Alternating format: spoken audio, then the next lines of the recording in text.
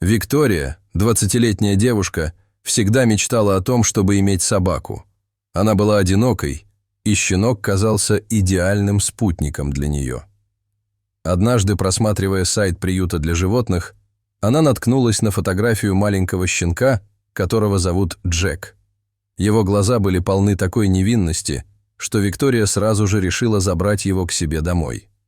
Когда Виктория привезла Джека домой, он привыкал к новому месту и оказался очень ласковым и преданным другом.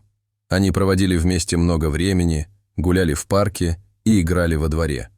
Виктория была счастлива, но через несколько недель она начала замечать, что постоянно просыпается обессиленной и с сильной заложенностью носа.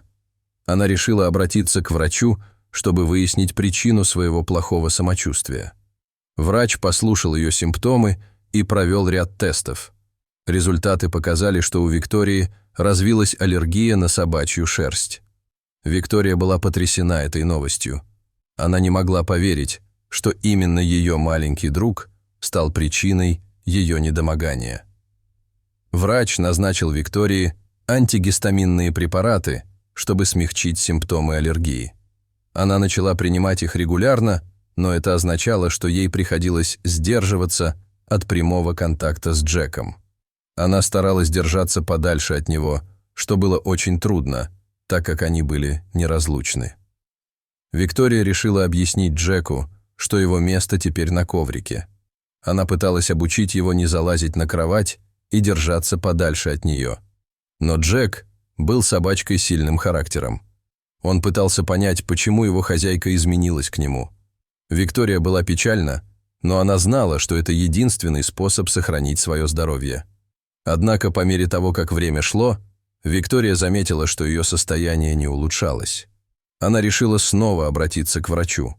На этот раз она обратилась к ветеринару, чтобы проверить Джека на возможные причины своей аллергии. Ветеринар провел ряд тестов на собачью шерсть и выяснил, что Джек был носителем опасной бактерии, которая могла вызвать серьезное заболевание у людей. Это было потрясающей новостью для Виктории. Она была измучена аллергией и теперь узнала, что ее маленький друг был источником опасной болезни. Ветеринар назначил антибиотики как для Джека, так и для Виктории. Они начали принимать лекарства, и после нескольких недель лечения Виктория почувствовала облегчение.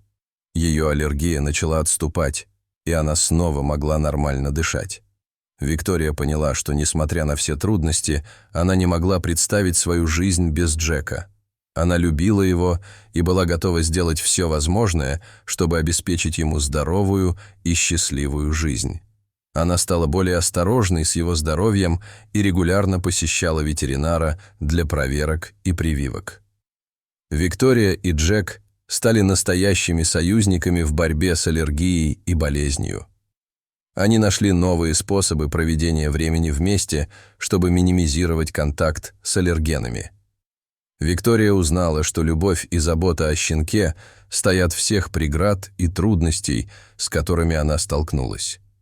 Этот опыт сделал Викторию сильнее и более ответственной.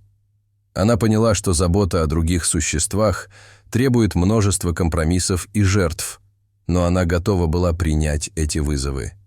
Их история стала историей выживания и взаимной любви, которая преодолевает все трудности. Виктория и Джек стали неразлучными друзьями, и ни аллергия, ни болезнь не смогли разлучить их.